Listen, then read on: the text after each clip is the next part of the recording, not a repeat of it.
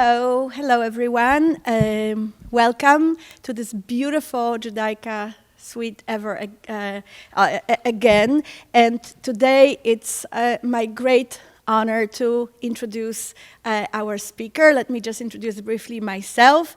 Natalia Alexiun. I'm Harowich Professor of Holocaust Studies, but today I'm wearing a hat of Interim Director of the Bat Shorstein Center for Jewish Studies. And it's my great pleasure, and I know we will have even more pleasure as this evening continues, to introduce you to the talk by Dr. Yona Elfassi, a Moroccan-born, Israeli-based scholar, educator, researcher, and content creator. This last piece as a generation born before content was created, I would love for him to explain. But Yona was educated in two academic systems. He holds a double PhD from Ben-Gurion University in Middle East Studies and in Sociology Anthropology from Sciences Po Bordeaux in France. He travels the world, which is wonderful for us because we could bring him to Gainesville. And his particular interest is in Moroccan Jewry and the memory of Moroccan tradition, religiosity, language. He teaches, he bridges, he creates dialogue, and he will have us sing, which is a warning. But we'll hear first, before we sing, we will hear first his talk, Singing Across Borders, Jews, Muslims, and Shared Memory. Yona, the floor is yours. Thank you so much for coming.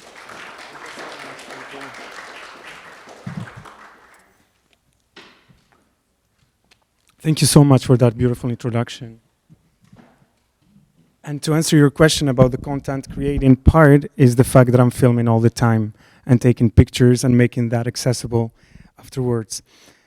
Wow, I'm very excited to be here. Thank you all for coming. Yes, I was actually born and raised in Morocco and in Fez, and I lived also in the city of Casablanca. And in 2015, I made Aliyah. I moved to Israel. It was not planned to be an Aliyah. I just went there to volunteer in a Masa program by the Jewish Agency in Jerusalem. And my idea was to improve my Hebrew that I was teaching back then in the Jewish school in Casablanca, but I wanted my Hebrew to be even better. And I ended up staying there, doing a PhD at Ben-Gurion University at the Department of Middle East Studies, and dual at the same time at the University of Sciences Po Bordeaux in France for sociology and political science. And then 3 years ago, I founded Limud Darija, where we explore Moroccan Arabic culture and music. But today, I'm here to share with you, let me take you on a journey through the musical traditions that have historically connected Jewish and Muslim communities in Morocco and that continue to resonate today in Morocco and in Israel and across the global Moroccan diaspora. Today I'll focus mainly on Israel and Morocco. I grew up in a home filled with music. My late mother loved to sing, mostly to herself, with a beautiful voice the neighbors could always hear. She told me that when she was pregnant with me, she would sing for me all the time. My father also kept the radio on constantly, and I remember him watching with a lot of enthusiasm the Saturday night music show on Moroccan national TV, and him singing along to every word, like to every song he knew by heart. We weren't a family of professional musicians, but we were a family that lived with music. We did everything with music. I drive with music, I wake up with music, I take shower with music, everything. So playing it, singing it, and feeling it all the time. And when there's no music, I feel like something is missing. So that's my personal connection to music. My father, who speaks also Berber, if you're not familiar, it's one of the indigenous languages of North Africa. It's politically correct to use the term Amazigh, which means free man, or for the language Tamazight, but we commonly use the word Berber. So my father, just like other Moroccan Jews spoke different languages, that is Berber, Arabic, French, Hakatiya, etc. And so he loved explaining them. We did not speak the Berber language, and so my father always made us listen and understand what the songs were about. So he was explaining the meanings all the time. And these songs were primarily about love, nature, longing, and loss. And sometimes when he sang, his voice would tremble, as if like he's thinking of this faraway place, and his voice, his singing took him there. And these moments have stayed with me. So naturally, growing up in that environment, I fell in love with music too. Arabic music, Spanish music, a lot of flamenco, French, Berber, Hebrew, anything. I loved it all. My childhood dream was actually to become a singer. And standing here today, not necessarily as a professional performer, but as someone who gets to share music and its stories, I feel I'm fulfilling that dream in my own way. So I want to thank the Shorstein Center for Jewish Studies, Natalia Alexian and Aviad Moreno, for inviting me to share this space with you. Actually, when I expressed my interest on coming on a tour to the US, Aviad suggested the idea that to Natalia to bring me here, and so thank you for that opportunity. And I cannot proceed without expressing my gratitude to also Sonia, Leonore Stahl, and Aditi Goldstein, who have been emailing back and forth to make my travel and stay in Gainesville really pleasant, so thank you. And today we'll explore how melodies, lyrics, and the stories behind them preserve collective memory, transmit cultural values, and foster a sense of shared identity across communities and generations. So the idea is that I speak up for about 15 to 20 minutes, and then you will have a tour of concerts and festivals in Morocco and Israel, things that will portray what I will talk about. And then in the end, as Natalia announced, the idea is to sing together today in Arabic and Hebrew. Why not? So let's start with some historical context. Morocco has long been a multicultural society where Jews and Muslims live side by side in cities, towns, and villages. From marketplaces to weddings, from religious celebrations to communal gatherings, music was everywhere. But music was much more than entertainment. It was a way to tell stories, pass down traditions, and strengthen communal bonds. Families taught songs to their children and grandchildren, including ringtones.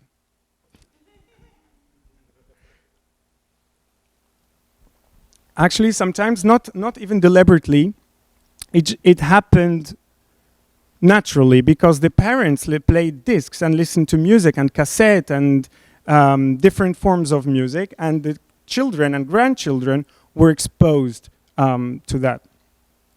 So songs carry memories of cities, of customs, and daily life.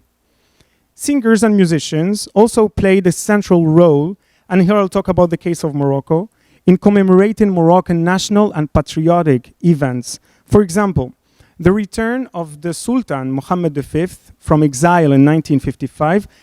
Morocco was under protectorate from French protectorate and Spanish protectorate from 1912 until 1956. And actually Morocco today is celebrating independence.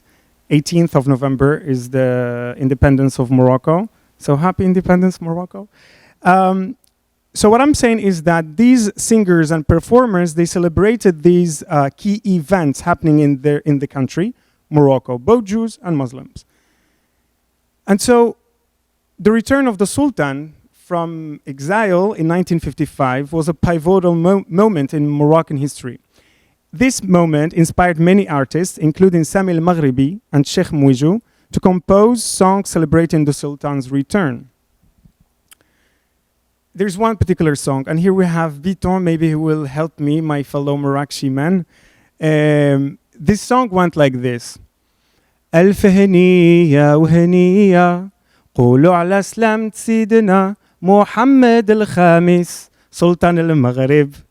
This song that was sang and performed by Sami al-Maghribi celebrated the fact that he returned, our Sultan is back to us. It's a big joy. It's a big greeting, like greetings to him. Now, this song I remember for my PhD research, I did a lot of oral history, so I interviewed a lot of Moroccan Jews who made Aliyah, who moved from Morocco to Israel and from Morocco to France. And one interview that still inspires me is with the family Maimaran from Jerusalem. This rabbi, Israel Maimaran, I was interviewing him, and so he mentioned this song. He was born in the city of Mazagan in El Jadida, south of Casablanca. And he remembers that in the Jewish quarter, everyone was listening to this song. You could hear it from all homes. Beyond that, even like going to the new city or to the Medina, the Muslim quarter, they could hear it also coming from Muslims' homes. And so this was this song that kind of everyone was singing in a joyful moment for the return of the Sultan. So here we see how these songs that were performed in both Jewish and Muslim homes reflect a shared national sentiment. Similarly, the independence of Morocco in 1956. So as I said, today we're celebrating 69th anniversary of the independence of Morocco, and the Green March of 1975. The Green March, I have also to explain what it means. It was, so do you know about the Moroccan map? It's usually divided into two. There is a line that's in the upper part you see Morocco, the southern part you see Western Sahara, and depending who shows it, you can see that it is either occupied by Morocco so it's very controversial. And so Morocco, back then under Hassan II, they had this Green March where 300,000 people walked from all the regions and all over Morocco. They they arrived with the tracks, etc., and then walked to the border to claim back these lands, to bring them back basically to the sovereignty of Morocco. And so it's called the Green March because it was a peaceful march to take back the lands from Spain. So these occasions were marked the music and expressed a collective pride, hope, and identity, demonstrating how musical repertoires transcended religious and communal boundaries. And as I'm talking about the Sahara, the Green March, right? I want to mention here two particular songs, and all these I will illustrate afterwards, right? I will show them to you, so remember what I'm telling you. There are 2 songs, in particular, that illustrate this phenomenon. The first song is Sawt al-Hassan, that's the name of the song, the voice of Hassan is calling, Hassan II, the king, the father of the current king, and another song, L'Ayun Inia. Both produced in the 1970s to celebrate the return of the Western Sahara to Moroccan sovereignty, following the Green March, a peaceful demonstration in which approximately 300,000 Moroccan citizens walked to the border, carrying only Moroccan and white flags and holding the Quran in their hands. Interestingly, these two songs that we'll listen to shortly, they have also entered the Jewish religious sphere without significant alteration to their lyrics. Why? Because these are patriotic songs in their nature, and so somehow they're treated with near sacred reverence for the nation. Though minor adaptations were sometimes made in certain communities. Do you want to guess what adaptation? I will give you some lines from this song. It goes like this, the original version. لعيون عينيا والساق يا الحمراء ليا والوادي وادي يا سيدي, and then it goes on. نمشي وبكفوف السلام الله والنبي والقرآن معانا. Which part do you think we change here? The Quran. You know, Jews we don't believe in the Quran. We have a lot of respect for the Muslims and we live with them, but we don't, have. So what do? We say Allah wa Nabi wa Torah ma'ana. Allah means God. Nabi, and Nabi, prophet. So for them, and here you change the kavanah, you change how the meaning of the word. So for them, if they say wouldn't be, so for them it's Nabi Muhammad, right? The Prophet Muhammad. For us, it'll be Moshe, Moses. But the Quran, we say the Torah, Torah, basically. I heard another performer use this version. Allah huwa nabi wa kull kitab ma'ana. God, the Prophet, and all the books with us, and all the holy books. And this especially, because his orchestra was made of Muslims, and this is Benjamin Bouzaglu, who grew up also in Morocco, and so he has that respect and that sensitivity to the larger Moroccan culture, and so he included all the holy books. And that's exactly also what I did when, recently the United Nations recognized that Morocco has the sovereignty over the Sahara on the 31st of October. And so the king declared that as a national event. And so Jews, not Moroccans, Jews and Muslims all over the world celebrated this big event. I also did, in my own way. I sang this song and I said, Allah nabi wa kull kitab ma'ana. And then everyone was like, why you're not saying, you should not change the words, you should say Quran. I said, well, listen. And I used a verse from the Quran that says, Lakum dinukum waliyadin, which means you have your religion and I have mine. And it is common for us like to adapt when we bring a song to, like, Jews are sing it, we adapt the song slightly. So this circulation demonstrates how music could simultaneously serve patriotic, cultural, and religious functions, bridging communal and national identities. This example also illustrates, so until now I said that, there are some songs that commemorate these national and very important events in the Moroccan history. And so we can say that these songs can also, they do in a way also function as a living archive of history, capturing both celebratory and tragic moments. So not only happy moments that were captured in Moroccan music or in Moroccan songs, but there were some certain songs, for instance, that preserve the memory of traumatic events as well. And we Jews are good at that. Such as the 1912 pogrom of Fez. If you've heard of it, it has another name called Tritel. That's when the Jewish quarter was attacked during the political upheaval surrounding the establishment of the French protectorate. No, I don't know if you've been to, anyone here has been to Morocco? All right, I see why you're here. Amazing, okay. The Mellah is the name of the Jewish quarter in Morocco, right? Where Jews lived in a separate area, starting from 1438. The first Mellah in Morocco, the first Jewish quarter in Morocco was built near the royal palace. Do you want to guess why? For protection. Because the Jews were dhimmis. Dhimmis meaning like under the Pact of Omar, being a minority in a Muslim majority, and that involved also like protection in return for paying jizya, which is a poll tax that was paid by the Jewish community. Now, the fact that the Mellah, the Jewish quarter, neighbors the royal palace, I have also to mention something very briefly. Have you heard of the Alliance Israélite Universelle? The Alliance Israélite Universelle is a very primordial to our Moroccan Jewish identity, and I would say for North African, Arab, throughout the Arab world, including Iran. The Alliance Israélite Universelle was founded in 1860 in Paris. 2 years later, the first school was founded in Tétouan. That's where you're from, Aviad, nachon? Exactly. So Tétouan was a Spanish-speaking city by both Jews and Muslims. And France wanted already to have a foot in that area already in 1862. Now these schools, they brought with them not just the French language, but the French culture, civilization, everything. That you become French, basically, when you enter these schools.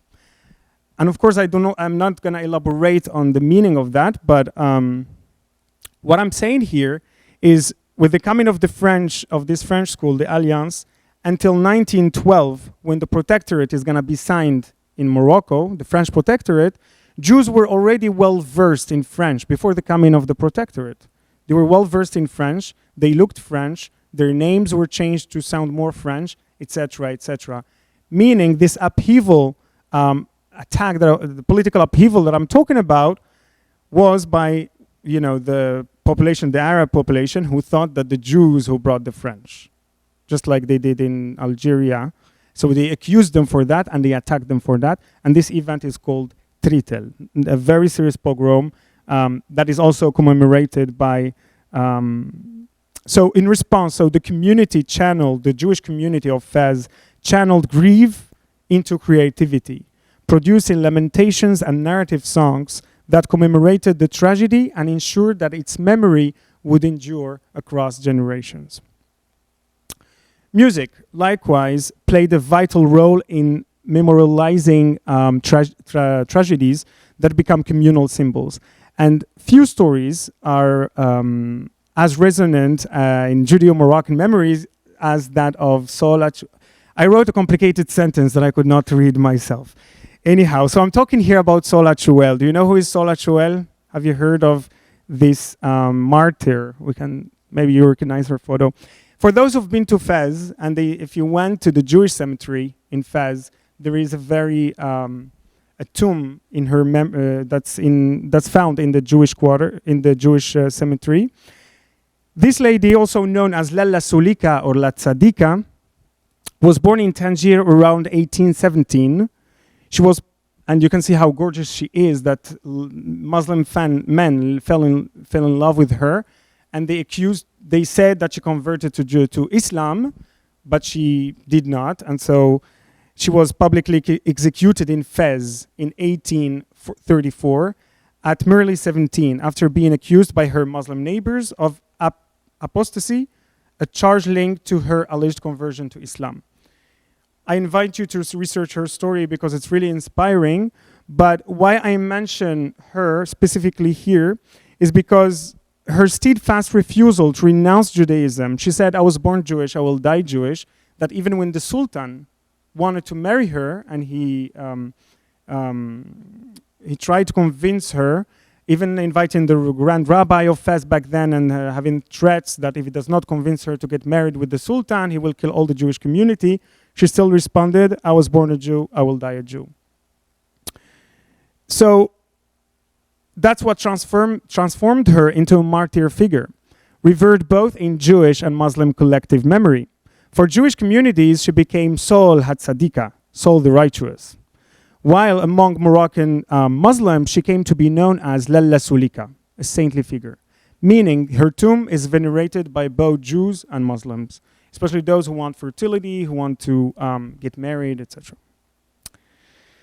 Now, we have another tzadika, Mor Karbasi. Mor Karbasi is an amazing singer and a good friend, and this is her album about La Tzadika, where she sang a song in Ladino that was written about Solat Shuel, the story of Solat Tzadika that I shared with you briefly now, and we'll hear part of it later.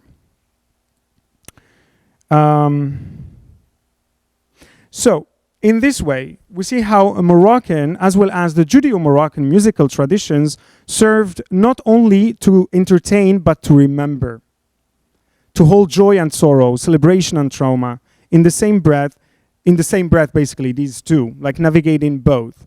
Through music, history remained alive, accessible, and shared across generations. And I want to mention briefly, I see that I'm running a bit of time, or how are we doing with time? We're good? Okay, do you want to break, like have a song or something, or you're with me? Great. Okay, let's listen to something. I want to play for you, actually, the story of La Tzadika. Hold on. Do you have any questions so far about things I mentioned, maybe, or if you're curious about something?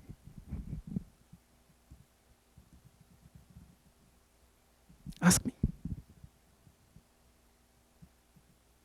Okay, if you don't have a question, so I'll play part of this song that was about the tragic death or execution of Solat Shuel by Mor Karbasi.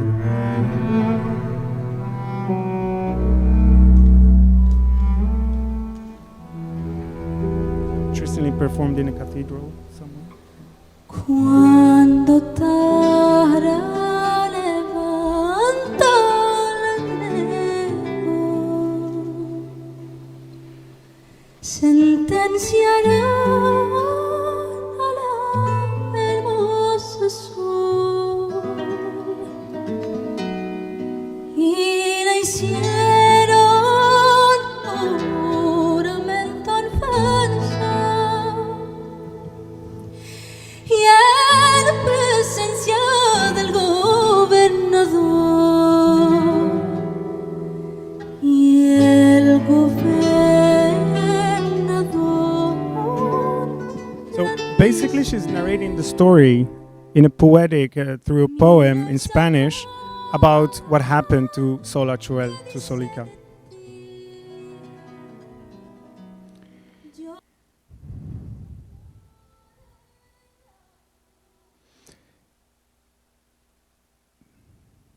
Okay. I will talk now briefly about the musical genres in Morocco. In Morocco, musical genres reflect the same kind of the dynamic interplay that characterizes the country's linguistic and cultural landscape. And for those who've been to Morocco, you know what I'm talking about. Just as Judeo-Moroccan languages like Hakatia, which is a form of Spanish, a mixture of Spanish, Arabic, and Hebrew, so that developed this language called Hakatia. That this album by Moroccan-born, she sings a lot of songs from her mother in Hakatia.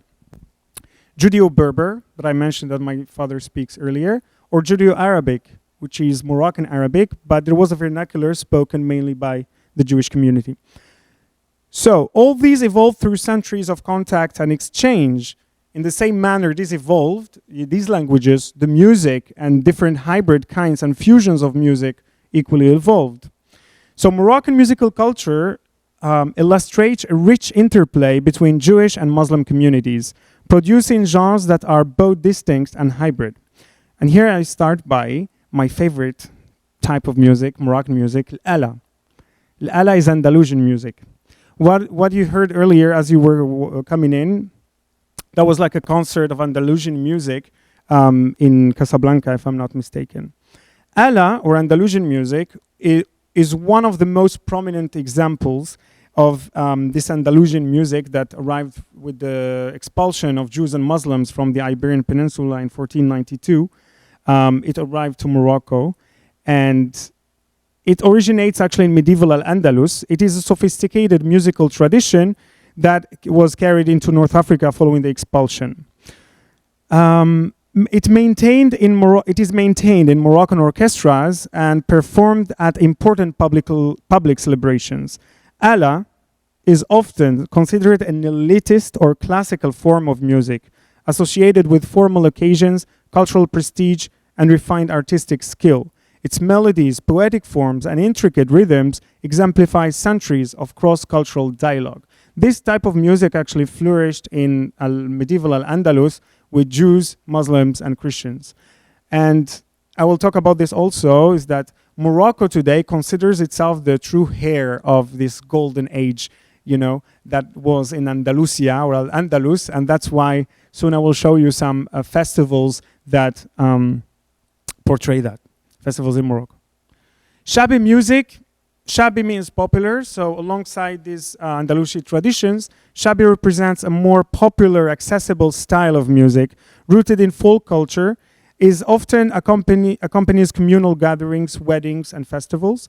Shabi songs frequently draw on everyday life, social commentary, and humor. And interestingly, I gave a lecture also about sexuality and love in Moroccan music, and there is a lot of the lyrics are bold, but are not very explicit. So we have to read between the lines. So that also existed in this form of music. Shguri is another genre of, that reflects a syncretic musical sensibility, blending elements from Hawzi, Milhoun, Ala, so like a blend of different musics and other traditions. And it is specific to the Jews. When you hear it, you know that this is a Moroccan Jewish or an Algerian Jewish singer, and I will play an example after.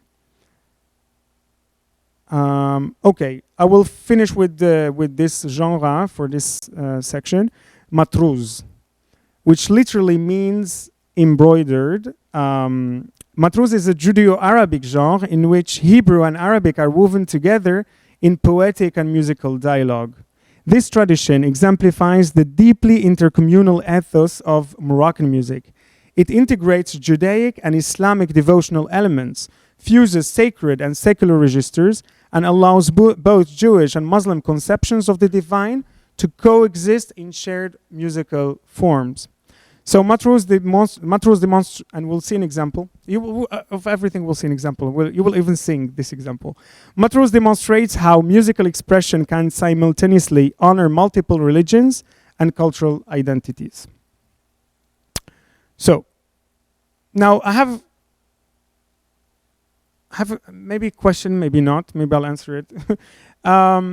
You know, Moroccan music, the profane part, like these songs that I talked about that that are profane, Jews also listen to them, right? Or religious Jews, let's say, also want to listen to them because these songs are catchy, they're fun, they're nice. We hear them in weddings and you want to be part of, Sometimes not only they want to listen to them, but they want to bring them to the synagogue or to the sacred space. What do we do in that case? Give me an answer as I take a sip of water. Please. Exactly. You keep the tune because that's the fun part, and you modify the lyrics. So this is a crucial mechanism for bringing secular music into religious life. We can call it, actually I'm quoting Vanessa Paloma Elbaz, contrafactum. This is a practice of setting religious or liturgical texts to popular secular melodies. And that's exactly what we'll do later. I want to also, how are we doing with time? I thought that I'm going to speak less than I'm speaking, but I feel, yeah. I'm going to talk briefly about festivals, very important festivals, and this is also a tip for you. If you go to Morocco, try to have like your visit coincide with these two very special festivals. There is one in Fez, my birth city, the World Sacred Music Fez Festival. It actually brings together, it's an annual festival that happens around May. And it's also very nice. It's not very hot in Fez, it's still nice weather. And so this festival brings together artists from Morocco and around the world to perform sacred and devotional music. While the festival highlights Islamic, Christian, and Jewish traditions, it also provides a platform for Moroccan Jewish and Muslim musicians to perform Andalusian and matrouz repertoires side by side. You know, I was there a few times at the opening where back then, like the princess, Lala Salma, the wife of the king, would come for the inaugural event, and there'll be always a Jewish musician, singer, and a Christian, and a Muslim one. Remember, I told you Morocco wants to portray itself as the heir of this golden age that once was in Andalus. So by presenting these shared musical forms in a contemporary global context, because the world is watching, the festival actively preserves the memory of centuries of intercultural exchange and fosters awareness of Morocco's pluralistic musical heritage. And another festival I want to mention is a very special one, dear to my heart, the Andalusian and Atlantic Festival in Essaouira. It happens around end of October, early November. This one highlights Morocco's Andalusian legacy, again. I told you this is considered as an elitist, but still they also have like some more popular singers come also perform. And they also celebrate folk repertoires that originated and took root in Moroccan cities. The festival often features ensembles performing music historically associated with Jewish, Muslim, and mixed communities, emphasizing the interwoven nature of these traditions. It has long welcomed Israeli performers of Moroccan origin, even before the normalization between the two countries. The normalization between Israel and France as part of the Abrahamic Accord is December 2020. I was in this festival in 2016, and there were a lot of Israeli performers, and usually they're presented as, Moroccan. So, Moroccan-born, that we listened to earlier, She actually also performed in the earlier festival I told you, the one in Fez of sacred music, and next to her name, that was in 2013, next to her, so Moroccan-born, and next to her name was written Sefarad, Spain, basically in Hebrew. Not to say Spain, the current country, and not to mention Israel, not Morocco, so they gave her this invented identity, Sefarad. Where is Sefarad? God knows. But you know what I mean. So it was like this intricate way, like to find ways to bring Israelis and have like the public, engage with them and not. And by the way, Moroccans do not, in Morocco, I would say, do not have the culture of boycotting. They might come, they might, show unhappy, but they will still come because after all, this is music and it has the power to bring people together. And, okay, Okay, some concluding remarks and then I'll take you on a tour as I promised to concerts and festivals. So these festivals connect directly to the themes of my talk what's written on the screen, singing across borders, Jews, Muslims, and shared memory in Morocco and Israel. Just as my research explores how songs preserve collective memory and negotiate identity across communities, these festivals serve as public, performative sites where the legacies of shared musical life are celebrated, transmitted, and reimagined. Because sometimes we want to recreate something that we lost, like this euphoria of Jews and Muslims singing together or recreating what was in Al-Andalus. They provide tangible examples of how the golden age of Moroccan music continues to resonate today. And not only in Morocco, it resonates also in Israel. Some of these similar concerts will also take place in Israel, by the way, with performance from both religions. Highlighting music as a bridge across religious, cultural, and geographic borders. From my own experience, teaching Moroccan Arabic and North African songs as part of the Limud Darija project, I can attest to the power of music to bring people together in neutral spaces where ideology becomes secondary. Now, bear in mind that I started teaching Moroccan Arabic in 2022. And the war, October 7th, happened in 2023, 1 year after I started. Most of my students are Israeli Jews of Moroccan origins, and they come to study because they have this love for Morocco, for the language. The second and third generation want to connect and reconnect with their parents and grandparents and speak with Saba and Safta, with the grandparents in Moroccan Arabic, to understand the songs that they used to play at home, to be part of the Shabbat conversation, the jokes, etc., that are said in Moroccan Arabic. However, with this October 7th, they felt like they did not want that anymore. And there was like this, a lot of my students stopped learning because they felt that they were betrayed by the Moroccan people who showed maybe some support to Hamas. And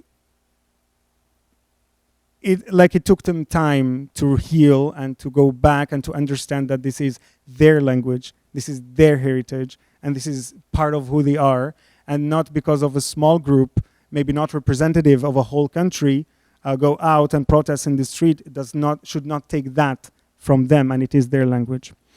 So in my classes, you will see people across the political spectrum, and today Israel became very extreme, like either extreme left or extreme right, and sometimes so we avoid talking about politics, we just think that helps. So these lessons, I noticed, that also create intergenerational bridges, grandchildren reconnecting with their grandparents in Israel through language and song. That often sometimes they will learn a song and then they would go back to the mother or grandmother and sing that to her. And the mother or the grandmother or the grandfather will be very proud and be like, wow, you finally understand what, this song that I grew up listening to, or they would sing together. It's a very emotional moment. Sometimes like brothers, siblings in their 60s, their relationship rekindled through speaking Moroccan Arabic, because now they have something to talk about or to remember. Hey, do you remember my mother used to say this? How do you say? So this is like what language is doing is rekindling in them. So while these songs serve as a tool of teaching language, they also connect students of all ages to their cultural roots. When they sing a song, you're not just learning the words, but you are participating in living history. And I promise I finish with this. My work has had a broader global impact that I myself did not anticipate, and this might surprise you, as it did surprise me. So you mentioned earlier, about this content creator. Listen to the power of content creating in the world of social media today. So by sharing content in Moroccan Arabic across social media platforms, TikTok, Instagram, you name it, I'm there. My lessons naturally reach Moroccans around the world, this time particularly Moroccan Muslims in Morocco and in the diaspora. So the majority respond. So these Moroccan Muslims seeing how Moroccan Jews, that for them, well, for us, it's identity politics. These Israelis who are of Moroccan origins are preserving, singing, and are proud of their Moroccan language. All of a sudden, these Moroccan Muslims in Morocco do not perceive them as Israelis or as, all the names they give to Israel, Zionists or killers of babies or whatever. They do not see them that way anymore. They see them as fellow Moroccans. You speak my language, we're ولاد البلاد, like countrymen, my fellow countrymen. And that also created this, it gave another understanding of Israeliness, that it is not one thing, but it is, So through Moroccan Arabic and its music, a common cultural language emerges, once spoken and shared by Moroccan Jews and Moroccan Muslims alike, both in Morocco and in Israel, demonstrating the enduring power of song and language to connect communities across time, space, and faith. And I want to tell you thank you, but the Moroccan way. Because, in Israel, they say, Moroccans don't say thank you. How do you say thank you in Moroccan Arabic or in Arabic? Shukran, right? Now, if you go to Morocco, before you go to Morocco, you will ask people, how do you say thank you in Arabic? They will tell you shukran, right? And then you arrive to Morocco, and whenever you do something good, what do you expect people to tell you? Shukran. But they're not going to tell you shukran. They will tell you something else. They will tell you, Allah yatawwal amrak. May God lengthen your life. They will tell you, Allah yaktar khairak.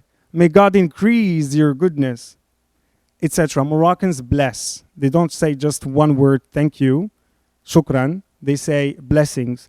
So look out for the blessings and not just the thank you, because if you say thank you, that is nice. If you say these blessings, you might get invited for couscous. So, okay, and now as promised, our tour. Okay, I need to close this. Our tour to Morocco, to the festivals and musical scene in Morocco. Now, this is Sana Marahati and Benjamin Bouzaglo performing together in the festival of Essaouira. I will let you listen to the Mawal and then I'll comment on it. Mawal is like the opening to the song.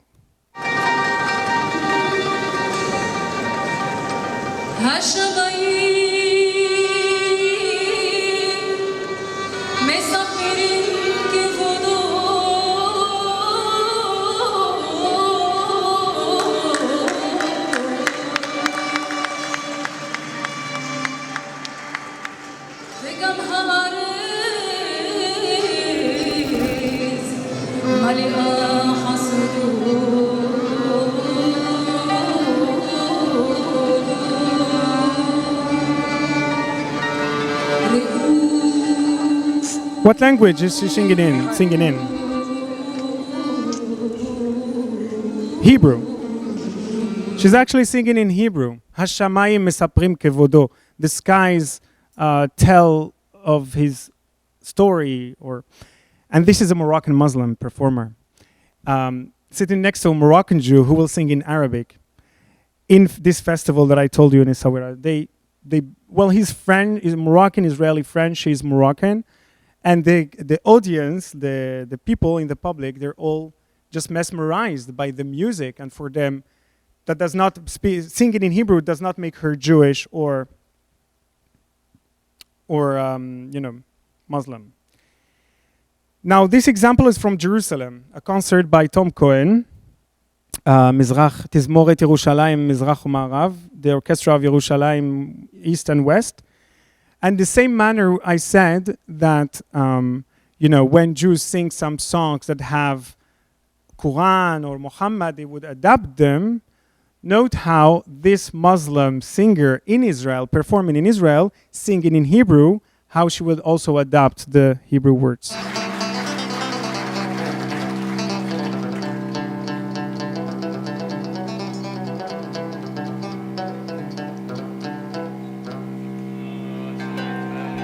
הנה מה טוב ומה נעים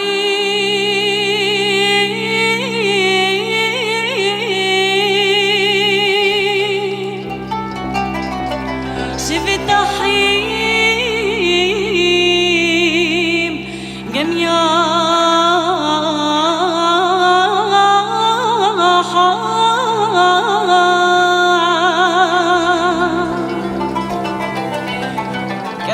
كشمين هطب على العروش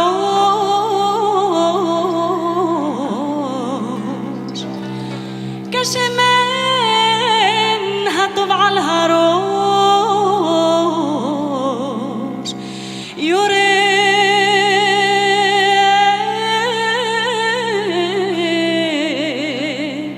على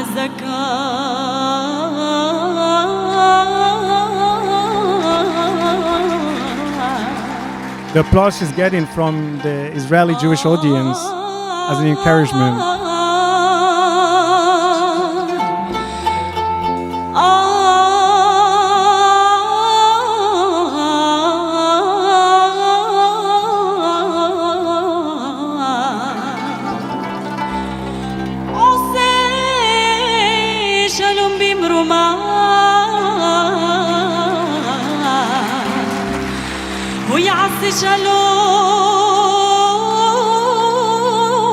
שלום עלינו ועל כל העולם ואמרו אמן יא רב العالمين. Okay, what did she swap, change? כל העולם, יפה. Okay, so the prayer is, okay, נמה טוב ומה נעים שבת אחים גם יחד. Can anyone translate that for me? Like, we're all brothers singing and in good harmony together. And then, what was the other part? כן, and then the part of like, שלום על ישראל ועל כל העולם. She changed... Exactly, like she changed, instead of saying עושה שלום במרומיו, עושה שלום עלינו ועל כל ישראל ואמרו אמן. That's the original version. May he make peace on Israel. And then she changed Israel to olam, the world. May he peace on the world. Like adopting like a more holistic, like not just Israel, but we're all sons of God or all his creation. While she's in Israel, and I found that very, and even the audience loved that, and it's beautiful.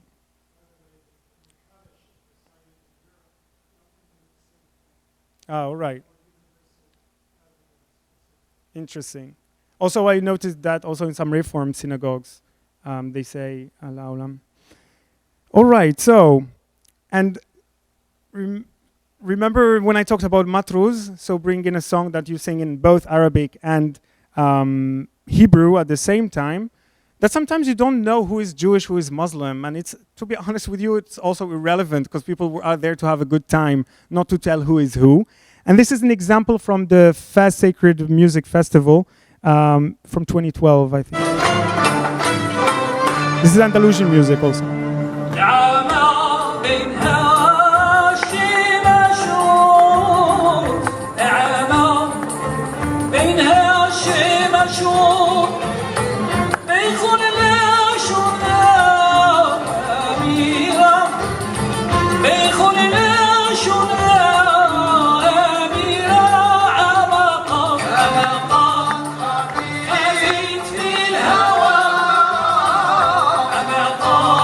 خفيف في الهوى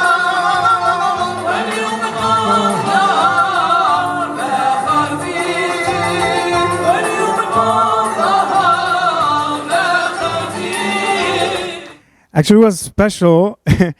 So this is Abdelrahim Sweri, Muslim. This is Rabbi Chaim Luk, Jewish, both Moroccan. I think he was born in Casablanca, I'm not sure, and he was born in Rabat. And here they are performing together. Now, I was there in the audience. That was also, the majority were Muslim, but also there were some Jews. And people, even when the music started, and the audience, almost all of it, recognized the song. So they're like clapping and waiting for, and then the rabbi starts singing in Hebrew, and they're like, oh, but these are not the words. And then they understood that soon there'll be part that they know, because the rabbi started with a piyut to include it into the same melody, like both singing to the same melody. Okay, now from this, I'll take you to this song came out 10 years ago. A song by a very famous pop star. His name is Saad Mjarrad, like millions and millions of followers. He's famous all over the world. Well, maybe not all over the world, but in the Arab world at least. Listen to this song. He's gonna sing about his lover, that she wants someone who has a heart of stone, whatever. But it's not important, like we're interested in the melody itself.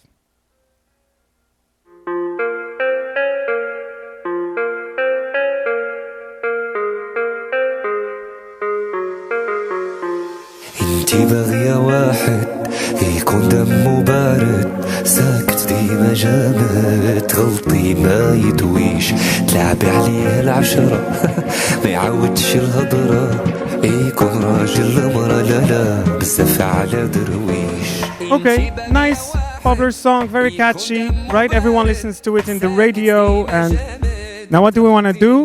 We want to bring it to the synagogue.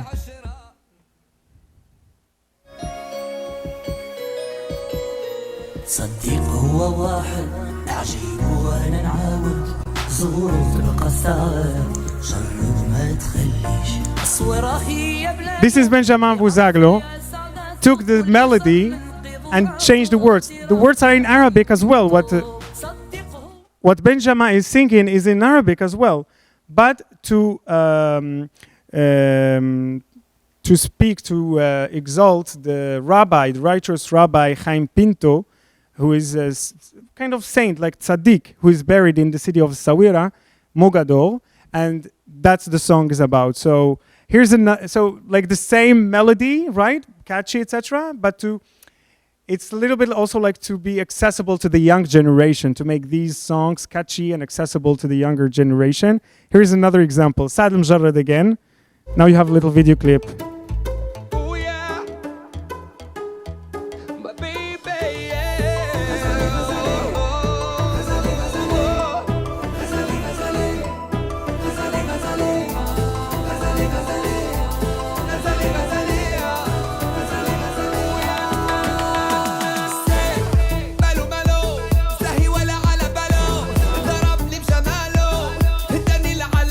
Well, you got the point, right? Okay, like the rhythm, the...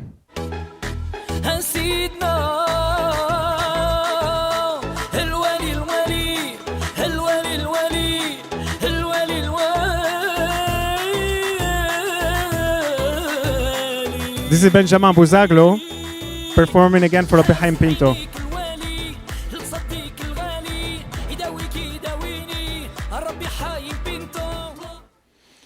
Yes, now this same singer, Benjamin Bouzaglo, I have so much love and respect for him because he's doing a great job. Remember I mentioned earlier some patriotic songs that commemorated some special events in Morocco, including the Green March, right? 1975. This is Hilula in the Sawira. Hilula is the veneration of, or the commemoration of a tzaddik, of a Jewish saint. And so it's a big event, right? That even the officials of the city, the mayor who are not Jewish, they would also come, they would attend. And so, look what's gonna happen.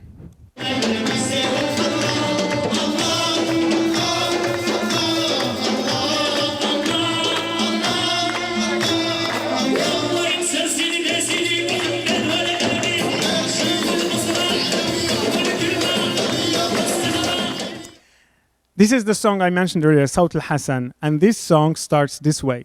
Don't panic, okay? Allahu Akbar, Allahu Akbar. This is how it starts. And this is how Jews also sing it. Now we see only the part where Allah, Allah, and they're all jumping. I was in New York last Friday, and I taught there a song, and a Moroccan song. And in this song, there is the word Allah, okay? And we're in a synagogue, Tribeca synagogue. And this woman heard, ooh. I was like, well, you know that we also, as Jews, will say Allah. We say Alhamdulillah, we say Inshallah.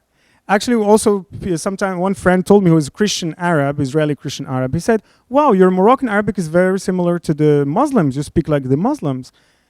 I said, well, it is the same language. So maybe we mean different gods or different prophets, but it is the same language. So here, singing Allah, Allah, and singing about, even exalting like the king, Muhammad VI. This is the king that they're dancing with.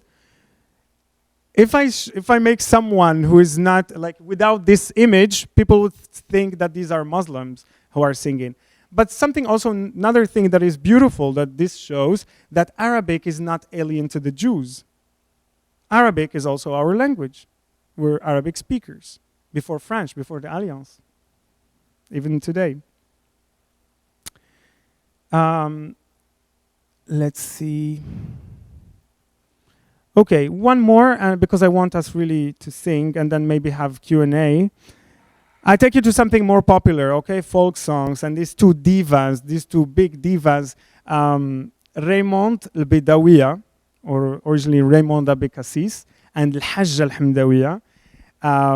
Really, like they started singing in their 40s and, in the 40s and the 50s.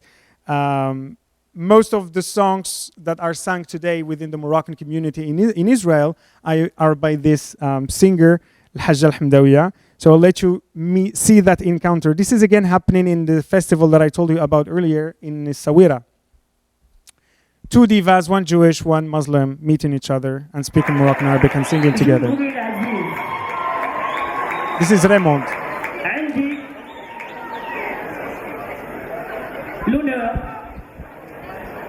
الكبد والشان والهبة باش نعم على لاله الحجة الحمداوية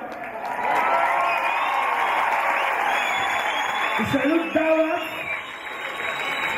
وصغرتوا العيالات على سلسل الظهر للأغنية الشعبية الأصيلية هي لاله الحجة الحمداوية. She said that without Al-Hajj al-Hamdawiya, I would not have been here. I would not have sung. I would not have performed. And this was actually this was in 2019, and 1 year later, Al-Hajj al-Hamdawiya passed away. That was, I think, her last performance, public performance at least.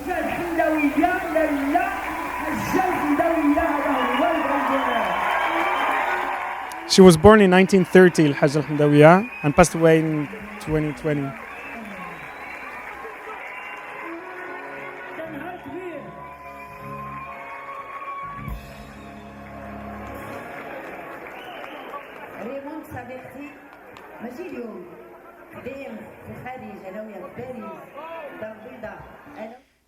Well, they will sing together, but here, like she's saying that she's actually saying that Raymond is a good friend of mine, like already from when we used to sing together in Paris and in France.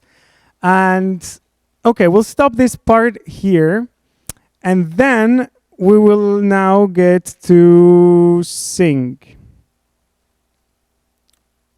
Okay. Anyone here reads Arabic? Okay. Do you want to read? Anyone wants to read? Well, actually, I'm going to put the phonetics for you as well. لاموني اللي غاروا مني قالوا لي واش عجبك فيها جاوبت اللي جهلوا فني خذوا عيني شوفوا بيها. Okay? These lyrics are written by Hedi Jouini. This is a Tunisian song, actually, but it's North African, so it's fine. I will translate it, and then we'll read it again, and we'll read it together. لاموني اللي غاروا مني, they blamed me, those who envied me. قالوا لي واش عجبك فيها. They told me, what do you like about her? جاوبت اللي جهلوا فني. I answered those who ignore my art and my artistry. خذوا عيني شوفوا بها. Take my eyes and look at her with my own eyes. And you will see what I mean. So it's a beautiful song about a lover, right, who is very much in love. And let's read it together. لاموني اللي غاروا مني. قالوا لي واش عجبك فيها. Great. جاوبت اللي جهلوا فني. يفي almost. خذوا عيني شوفوا بها. Well done, great. So a lot of practice, a lot of sport for the... Now we want to make this, as I said, bring it to the Jewish also context.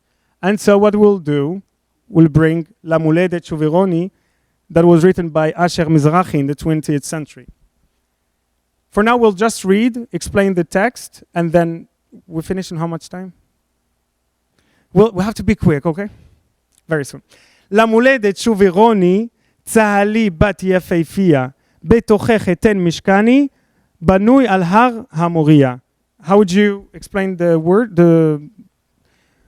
Okay, let's do it quick. So to the birthplace, sing to me again, rejoice, beautiful daughter. So here we see that he's singing about Jerusalem.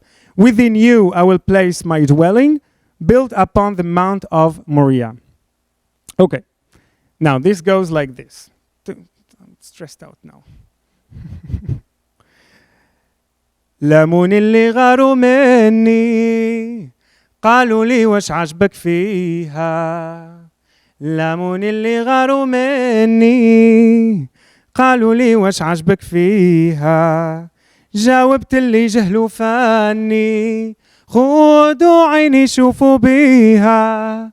لمولدت شوفي غوني צהלי בת יפהפייה, למולדת שובי רוני, צהלי בת יפהפייה, בתוכך אתן משכני, בנוי על הר המוריה, la la la la la la. But you got this is an example of how like one melody we'll sing it together.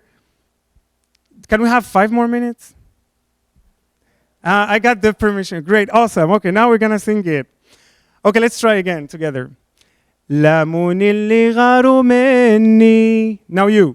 لامون اللي غاروا مني. قالوا لي واش عجبك فيها.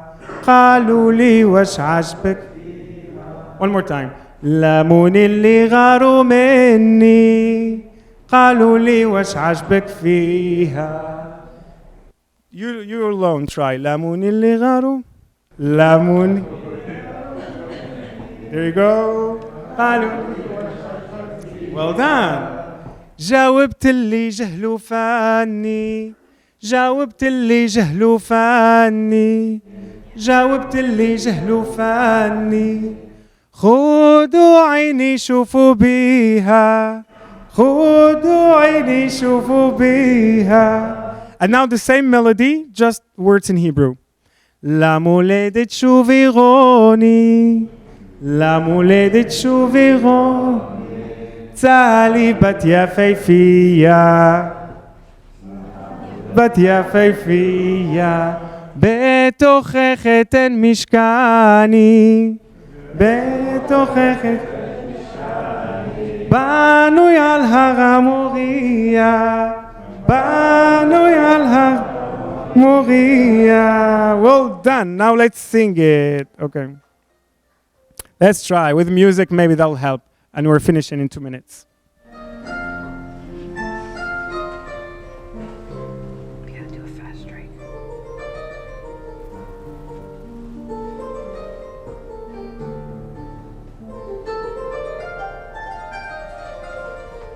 We'll start with Arabic here.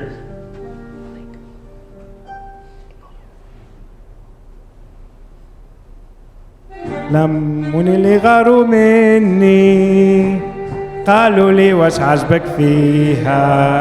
One more time. لمون اللي غاروا مني قالوا لي واش عجبك فيها جاوبت اللي جهلوا فاني خدوا عيني شوفوا بيها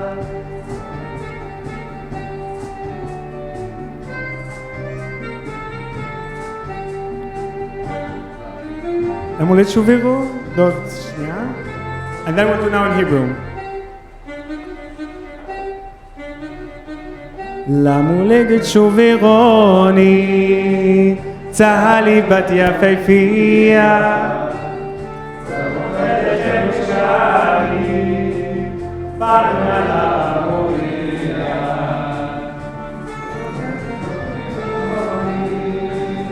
צהלי בת יפהפייה.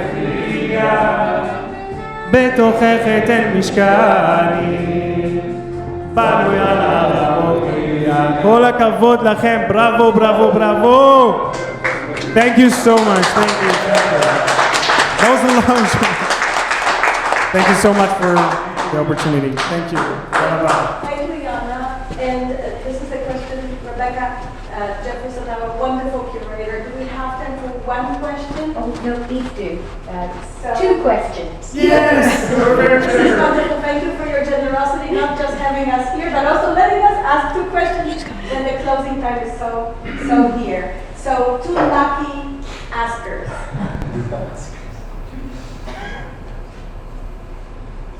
will ask Rebecca. So I was wondering, watching that video of the modern performer, I wondered how much modern Western music has infiltrated Moroccan music, because certainly the dancing was very sort of. Oh yes, pretty much. Like it's songs that I heard them also being played in clubs in Paris and Madrid. They're pretty much also like the westernized, and they're also this kind of being also influenced by this bigger Western music. Of course, Moroccans want also to go with the what do you call it, to go with the flow and make that accessible also to Moroccan audience in Arabic. I think that's what. And sometimes they do that with the Arab world, that they change a little bit the Moroccan language to make it sound more Arabic, that everybody understands in the Arab world, to reach larger audiences. Thanks for the question. So I will ask them three questions. So I will ask on the other end. Oh, I guess I want to ask. Sorry. I will ask on the other side of Jessica's question. I'm curious, as part of your research, you were doing oral history. Did you get to record this kind of ethnographic lost songs that are lost in Morocco but preserved by all those grandmothers and mothers in Israel? I unfortunately didn't, but I know people who did, such as Vanessa Paloma Elbaz, who started this Joya project, which actually is a sonore archive where she actually, although she focused mainly on women who sang in Hakatia, in Judeo-Spanish, in Morocco, but that's the work she's done. For me, it was more like focusing on the language, so the way they spoke, even like depending on which city they came from, which town. But sometimes, the song was there, because I can't help it. They will always have to sing. And it's something that also smoothens like it breaks the ice. Like we could sing a song, or they will tell a story about a song, and that also helps them remember, because the song brings this vivid, experience. And the song is always there, but I did not focus only on the singing. Thank you. You talked about different genre of music, as we say in English, genre. There are words that I cannot say in English if I know them in French. Yeah, it's okay. But you forgot one thing, the PO team. True, yeah. Very, very important. At least at the age of my father, let's say. It will be very important for him, the PO team. And some of the PO team came to Israel through different Moroccans who could sing, and it was a beautiful thing, cultural thing in Morocco, where you're sitting with a glass of mahia. Right, yes. and you Mahia have- is arak. It's like arak. It's not arak. It's like, Mahia you're right. is yeah. mahia. Mahia is mahia, but this Moroccan Jewish drink, alcoholic, very When alcoholic. very happy, they're sitting what makes after it- eating very well. Oh, yeah. Stomach is fine, and then they start doing mahia, and then they start singing piyutim. Piyutim is liturgical poems that are sang on Shabbat or in different. Thank you. Yes, definitely. I should have mentioned that. How come I did not mention it? And yes, piyutim and bakashot. Bakashot is also a form of like supplications that are based on the nuba of Allah. I did not want to get too technical. I was skipping things, but maybe it's my. I did not. Anyhow. Exactly. I was. But yes. Otherwise. Yes. So the piyutim, they're also like the same melody. This can be considered a piyut because it's actually on the same melody, and you're saying something that has religious and sacred connotation. Thank you again so much for the opportunity. Thank you, Yona. Thank you, Rebecca, for having us. So now I guess I will invite Yona for arak, and wishing you all a wonderful evening, and come back for our programs in the future.